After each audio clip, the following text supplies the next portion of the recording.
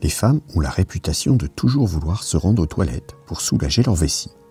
Cela leur vaut d'être souvent charriées à ce propos. Est-ce vraiment la réalité? On dit également qu'il faut aller au sanitaire après avoir fait l'amour. Quelle en est donc la raison? Je terminerai sur le débat permanent dans les couples avec la lunette des toilettes. Quelle est la position optimum pour contenter tout le monde? Ce sont ainsi 3 sujets autour du pipi et des femmes dont nous allons parler aujourd'hui. Mais avant, je te présente très rapidement la chaîne. Bonjour à toi, tu es bien sur la chaîne Harmonie Décor. Cette chaîne est particulièrement destinée à ceux et celles qui voudraient en savoir plus sur la sexualité et qui ont à cœur de vivre une belle harmonie en couple. Je m'appelle Christophe, je suis conseiller conjugal et sexothérapeute et je peux t'aider via du coaching ou des formations à améliorer ces 2 sujets. Tu retrouveras toutes ces informations sur le site harmoniedécor.fr, harmoniedécor.fr. Alors, d'après toi, les femmes sont-elles toutes dépisseuses? Avant de répondre à cette question épineuse, il me semble intéressant de se pencher sur le fonctionnement de la vessie. C'est donc un réservoir étanche ouvert en 3 points. 2 de ces conduits descendent directement des reins qui assurent la filtration du sang. Ils servent à retirer toutes les impuretés. Celles-ci finiraient par nous tuer si elles restaient dans la circulation sanguine. Le 3e orifice de la vessie est celui qui va permettre d'évacuer l'urine. Il est nommé canal urétral. L'écoulement qui provient des reins se produit en continu, même si l'on ne s'en rend vraiment compte qu'au moment où une envie signale que la vessie commence à se remplir sérieusement. Celle-ci va donc se remplir petit à petit jusqu'à un certain volume qui va déclencher le réflexe qui indique au cerveau qu'une vidange est à effectuer. Plus tu vas retarder ce moment, et plus la vessie va gonfler. Le besoin devient alors de plus en plus pressant. Même si la vessie peut sensiblement se dilater, elle a cependant une limite. Pourtant, c'est surtout la puissance de ton muscle du périnée qui te permettra de tenir plus ou moins longtemps dans l'urgence. Malheureusement, à un moment donné, la tension sera telle que tu ne pourras plus rien faire. C'est alors l'accident humide qui te pend au nez. Il faut aussi savoir qu'après la miction, même si tu as l'impression que tu as bien fait le vide, ta vessie ne sera jamais exempte de liquide. C'est important qu'il en soit ainsi pour éviter que les parois restent collées. Hommes et femmes avons tous les 2 les mêmes organes dédiés à l'épuration du sang. Mais alors, pourquoi les femmes semblent-elles aller plus souvent aux toilettes que les hommes? Est-ce à cause du canal urétral plus court chez elles? La réponse est négative sur ce point. Il faut plutôt regarder du côté de l'appareil génital pour comprendre la différence.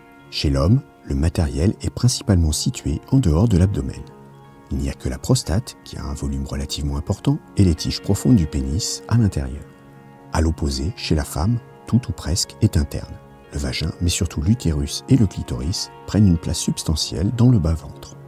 La nature s'est dès lors ajustée et a fait que le volume résiduel de la vessie est plus petit chez les femmes par rapport aux hommes, tout simplement pour une question de place.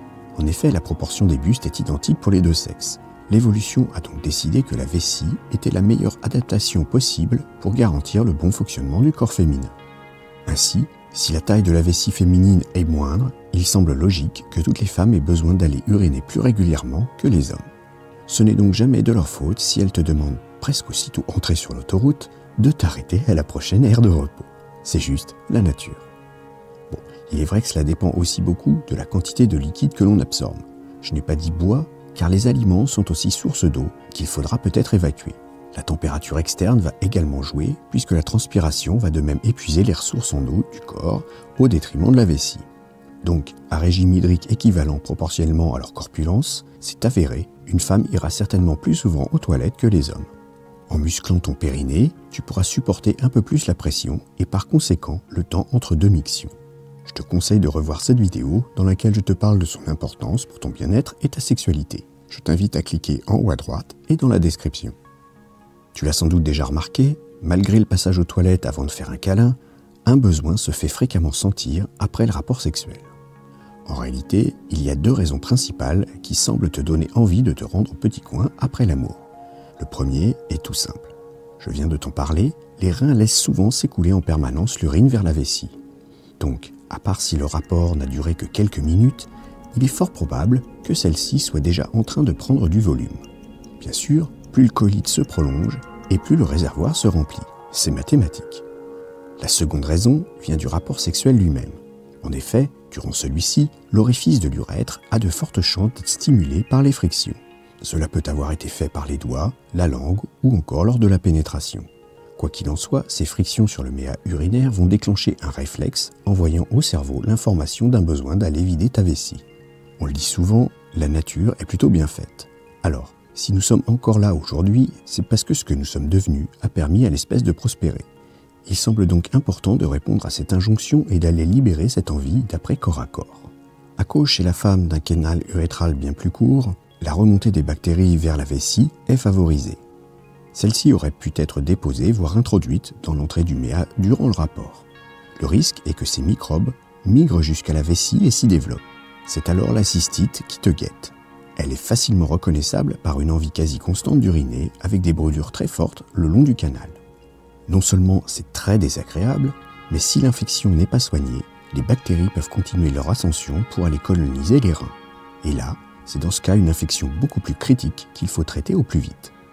Donc tu l'auras compris, même si tu préfères rester un peu plus longtemps à ton aise en savourant le moment passé, il faudra néanmoins répondre à l'appel de la nature dans l'heure qui suit. Tu dois aussi éviter de t'endormir juste après un rapport sexuel. Je t'invite à ne pas confondre l'envie d'uriner et ce que l'on appelle les femmes fontaines. Ce sont deux réactions différentes.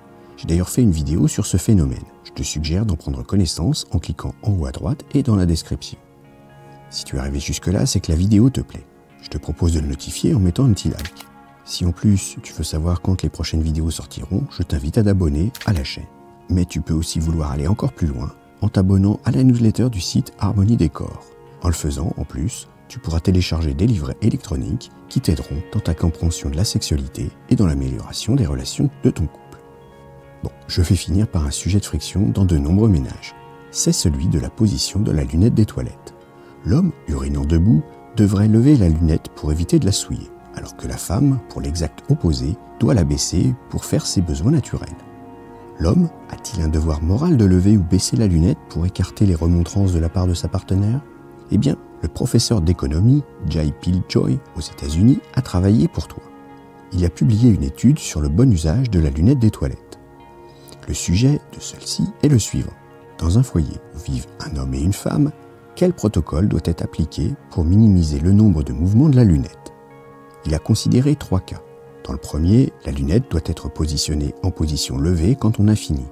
Dans le second, elle doit rester baissée. Et enfin, elle doit demeurer dans sa position après usage.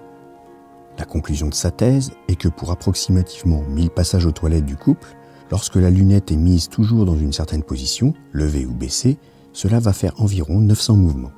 Par contre, si la lunette reste dans la position où elle était après le passage au petit coin, alors ce nombre descend à 600. C'est déjà mieux. Cependant, si l'on prend le point de vue purement féminin, il est possible de voir ici une inégalité. En effet, si la femme était seule, le nombre de mouvements serait à ce moment-là de 0. Et oui, pour l'homme, s'il vivait en solitaire, cela ne serait pas le cas. Ainsi, à la suite de cette étude, le mathématicien Richard Harder a calculé qu'il faudrait pour l'homme baisser la lunette 1 fois sur 2 pour s'approcher de la parité d'action au sein du foyer. Cependant, chacun pourrait quand même trouver que cela tombe toujours sur lui, à l'instar du fait d'arriver à la fin du rouleau de papier toilette. Ne mens pas, je suis sûr que tu t'es déjà fait cette réflexion plus d'une fois. La solution ultime pourrait être la suivante. L'homme accepterait de perdre un peu de sa superbe quand il urine en solitaire dans ses toilettes. À l'instar de sa compagne, il le fera en position assise, ce qui réglerait définitivement le problème. J'espère donc t'avoir éclairé sur ces 3 sujets sensibles. Ils peuvent être parfois source de tension et d'agacement dans le couple. Il est par conséquent important de savoir pourquoi il en est ainsi. Tu pourras de ce fait plus facilement relativiser et moins râler contre tes partenaires. Être bien informé permet aussi de mieux communiquer, ce qui est toujours primordial dans un ménage.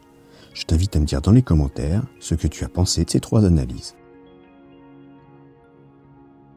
Merci d'avoir écouté cette vidéo. Pour aller un peu plus loin et rejoindre le cercle des fins connaisseurs pour une sexualité épanouie, je te conseille de t'abonner à la newsletter. Tu retrouveras l'article complet, il te donnera plus de conseils et des astuces. Abonne-toi à la chaîne, active le petit pouce bleu, éventuellement ajoute un commentaire et à bientôt.